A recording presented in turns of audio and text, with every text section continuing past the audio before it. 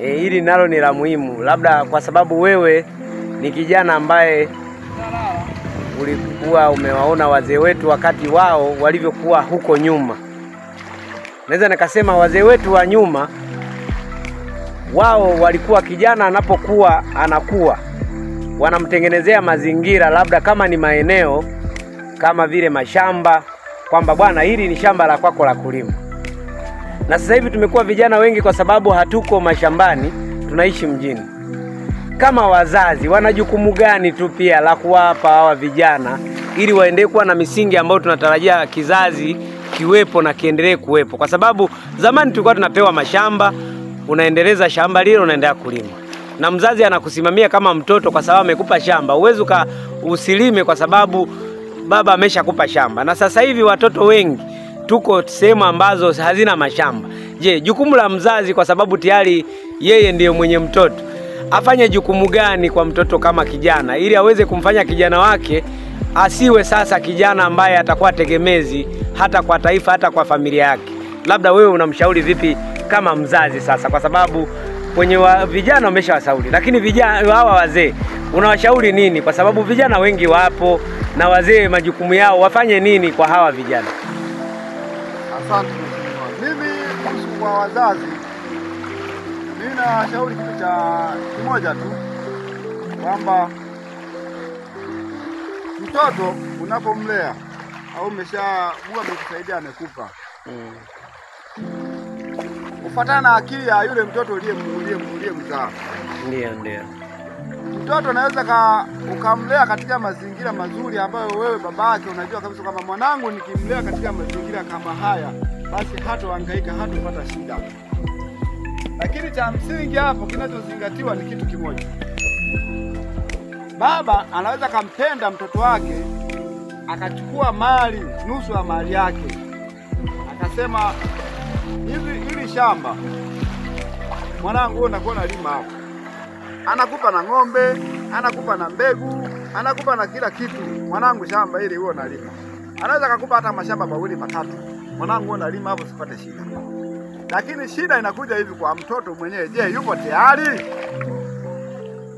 Yeye hilo shamba ulilompa wewe ambaye ni mzazi, yeye anaweza kaanza kulifanyia vitu tofauti na jinsi wewe baba ulivyotegemea. Maana yangu mimi ni hivi.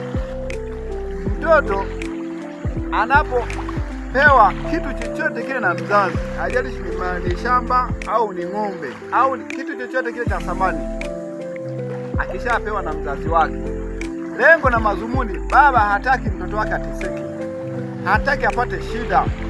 Maisha aliyopitia yeye baba yake hataki na mtoto wake apitie, ndio maana akumpa vile vitu. Sasa cha kuja kuzingatia ni kitu kimoja. Mtoto akishakuwa, akishaoa, ndipo atakapokuja kukumbuka fadhila za nani, za baba. Kwa baba alivyokuwa ananipa shamba, alikuwa na maana kwamba nikikua nitakuwa nalima na lisha watoto wangu. Kwa cha msingi hapo ni kitu kimoja.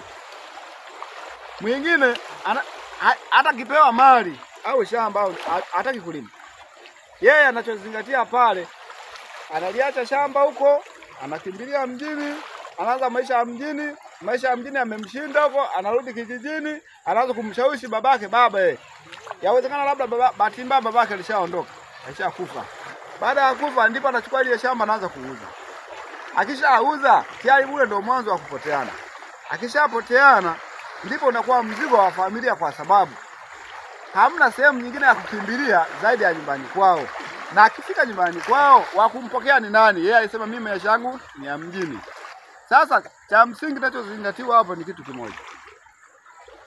Mtoto akishafikia stage kwamba mimi nimeshakuwa, naanza kujitegemea, baba anaanza kumuona mtoto wake kwamba huyu mtoto wangu mimi ana akili au hana akili, kulingana jinsi anavyoishi. Akishamuona mtoto wake kwamba huyu ana akili, ndipo ni rahisi sana kumsaidia kwamba mwanangu uone enda hivi na hivi na hivi na hivi. Ila akimuona tu mtoto wake kwamba huyu mtoto wangu mimi akili hana, hata vitu vya msingi ambavyo ilibidi hampe anashindwa, kwa sababu nikishampa huyu mtoto wangu atavipoteza hata wadogo zake huko, atafanyaje? Kushindwa kufaidi baadaye. Sasa labda wewe unahisi utandawazi wa matumizi labda ya teknolojia linaweza likawa tatizo pia kwa ajili ya wazazi wetu kushindwa kuwasimamia vizuri vijana. Kwa upande mwingine utandawazi unasaidia, unachangia kwa asilimia kubwa, kwa sababu mtoto mdogo sasa hivi anajua kutumia kila kitu. Hata ambao wapo mashuleni sasa hivi, mtoto anakuja nyumbani kwangu mimi mzazi, anaficha simu kwenye mikoba au anamwachia rafiki yake huko nisijue kinachoendelea.